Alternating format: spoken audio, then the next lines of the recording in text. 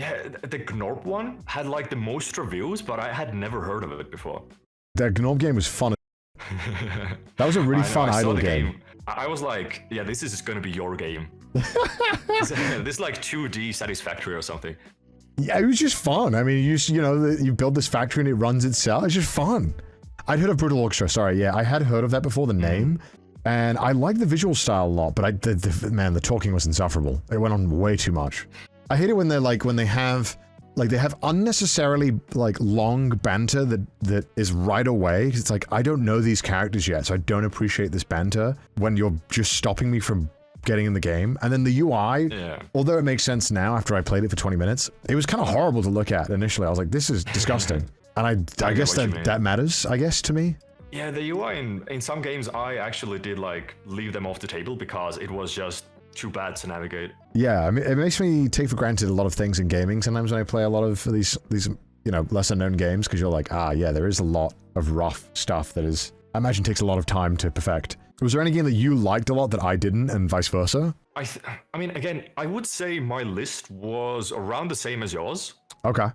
Except for Brutal Orchestra. I got into that pretty fast. You liked it a lot? And I would say more than you. I would put it into like B or C. Okay, okay. I have mine in C, but I think... I mean, I liked the roguelike. It felt like Slay the Spire with like kind of gory, kind of like turn-based RPG combat, but it felt very Slay the Spire inspired. That's why I thought you'd like it. Fuck, I love Slay the Spire, man. That game's so fucking good. I mean, the only game out of these that I've like fully finished was Arctic Eggs.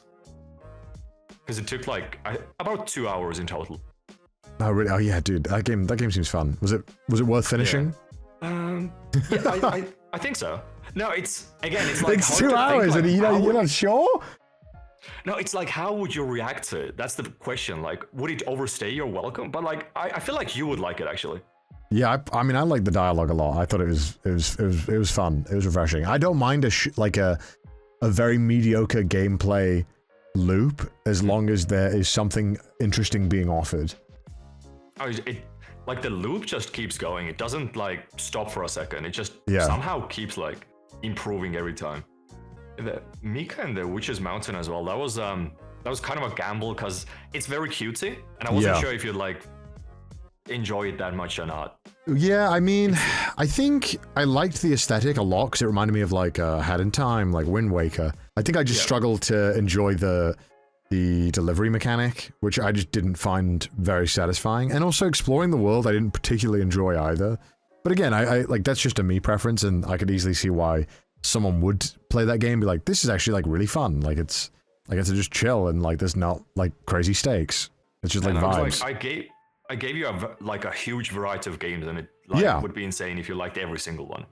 Yeah, I appreciate that. I'm glad. So you picked these not on like what you think I like, but like something interesting. I picked these because they're hidden and they're indie, and they would play well on stream. Like the first 20-30 minutes would have to be like a solid gameplay loop or something. Okay. I mean, the one gameplay loop that I liked the most right out of the gate, I mean, Kill the Crows was like super simple, really easy to pick up, but then I felt like I was getting to the point where I had nearly unlocked everything in 20 minutes, and I was like, oh, okay, this is a bit disappointing, because I feel like there could be a lot more depth here, I think. Yeah, I know, there was some games where it's like, if you spend only 10 to 15 minutes there, it would be like a banger, but spending any more, it could go slow, and with some other games, it's like, you have to spend half an hour minimum. Yeah. I mean, that reminds me of the what was that one indie game I played that I got sent, and it was like, it had like, because whenever I do those videos, they have like no reviews, all those games I play. It was that one that was like a surreal RPG maker game, the creepy Surreal Hell game, do you remember that one? It was the one where the art style was all fucked up and gross, and it was, I ended up playing it for like an hour, trying to make sense of any of this RPG. Do you remember this? I visually think I remember it, but I don't remember the name, Yeah, this one. Found it. Wait, this fucking thing. You remember this thing? Yeah, type in creepy surreal hell in YouTube. It's like this weird ass... Yeah, fear and ketamine, that's what we called it in chat. We called it fear and ketamine. Yeah, it's called Lost Surreal Hell. Lost Surreal Hell, sorry. I ended up playing it for like an hour because I was so intrigued. And it was just the most weird stuff ever. It was so weird. And like, I was hoping that like there'd be some chatter out there who ended up completing it and telling me that it was like the best story of all time, and I had to just, like, you know, power through. But no, sadly not. Yeah, I think I like have blocked this from my memory. I mean, it was weird. It reminded me a lot of the Anthology of the Killer, where like the visual style was extremely strong.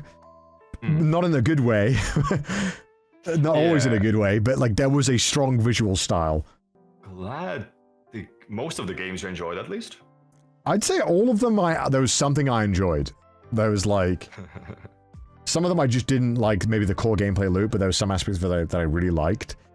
And like, there's a couple of these that I would never play again. There's a couple of them that I liked that I'm just not going to play again. Like, Kill the Crows, I'm never going to play that again, but I really liked it. Yeah. The Gnorp Apolog I'm going to start playing off stream right now, after the stream. Dude, that game was so fun. I think I wanted to finish the Gnorp Epilogue as well, but I think that it takes like 10 hours to finish the game or something. Yeah, that's what I want to hear. That's what I want to hear.